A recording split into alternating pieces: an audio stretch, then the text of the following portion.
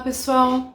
Queria fazer uma pergunta para vocês. Vocês sabem me dizer quem é o profissional que pode fazer uma análise ergonômica do trabalho? Essa pergunta é muito comum. As pessoas têm muita dúvida com relação a isso. Alguns dizem que só o fisioterapeuta pode fazer uma análise ergonômica. Outros já dizem que o engenheiro do trabalho deve fazer a análise ergonômica. E outros dizem ainda que precisa ter um recolhimento de ART por esse engenheiro, ou seja, responsabilidade técnica por aquele documento. Não é bem assim. E essa dúvida é comum justamente porque o ergonomista ainda não é uma profissão regulamentada. E a NR17, ou seja, a norma regulamentadora 17, que dá as diretrizes mínimas que devem conter numa análise ergonômica do trabalho, também não diz quem deve ser esse profissional.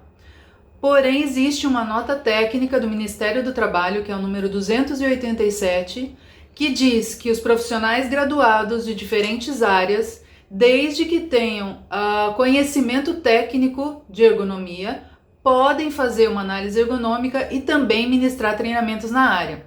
Mas cuidado! Tudo aquilo que tiver escrito e que for feito por esse profissional, ele vai responder por aquele conteúdo. Então, muito cuidado, né? Precisa garantir que tenha o conhecimento na área para executar esse tipo de serviço, ok? Então, vai uma dica importante para vocês. Não precisa, num primeiro momento, correr atrás de uma especialização em ergonomia para se começar a trabalhar nessa área. Primeiro, façam alguns cursos rápidos, comecem a vivenciar, a conversar com pessoas que já atuam nessa área, para que vocês comecem a ter um pouquinho mais de experiência e possam aproveitar um pouco mais o conteúdo de uma especialização. Porque o que é muito comum, os profissionais fazerem uma especialização, caírem de paraquedas lá dentro e achar que vão sair fazendo uma análise ergonômica, e não é bem assim. A gente primeiro precisa conhecer a área, saber tudo o que está envolvido, quais são os conhecimentos básicos necessários, para daí fazer uma especialização e absorver aquele conteúdo falado pelos professores. A gente sabe que a gente aprende muito da ergonomia na prática. Então, eu particularmente, né, Elaine, gosto muito de indicar para aqueles profissionais que ainda estão na graduação, embora não se fale muito de ergonomia em nenhuma dessas áreas que eu citei, que, se possível, façam um estágio na área de ergonomia durante a graduação.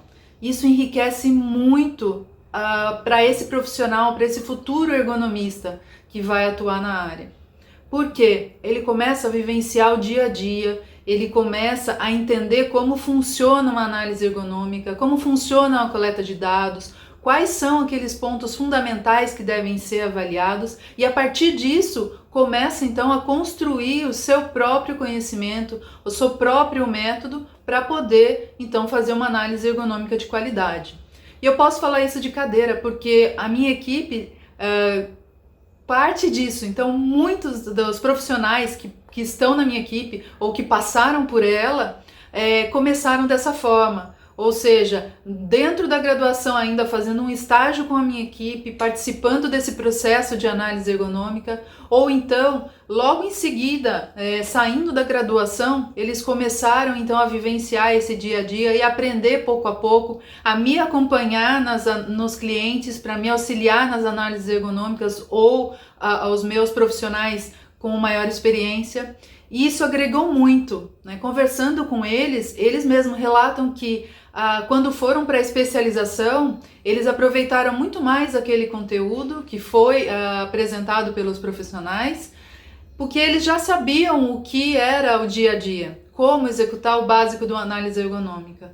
Então, os outros colegas que caíram de paraquedas nessa especialização, eles muitas vezes saem desse curso sem saber como começar, sem saber qual é o primeiro passo. E aí muitos acabam até desistindo.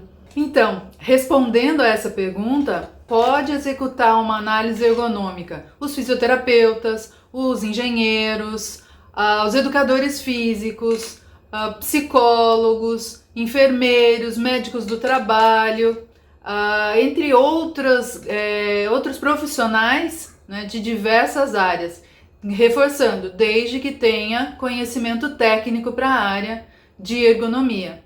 Então, pensando nisso, não é necessário num primeiro momento que se tenha uma especialização em ergonomia para começar a trabalhar nessa área. Então aí vai uma dica importante. Se você está numa graduação de fisioterapia, engenharia, educação física, enfermagem, medicina, qualquer que seja essa graduação, tente já então direcionar o seu olhar para a ergonomia, tente já dar os primeiros passos. Com certeza você vai cortar um caminho grande para começar a trabalhar na área e fazer um trabalho de qualidade. Vale muito a pena, ok? Então essa foi a dica de hoje.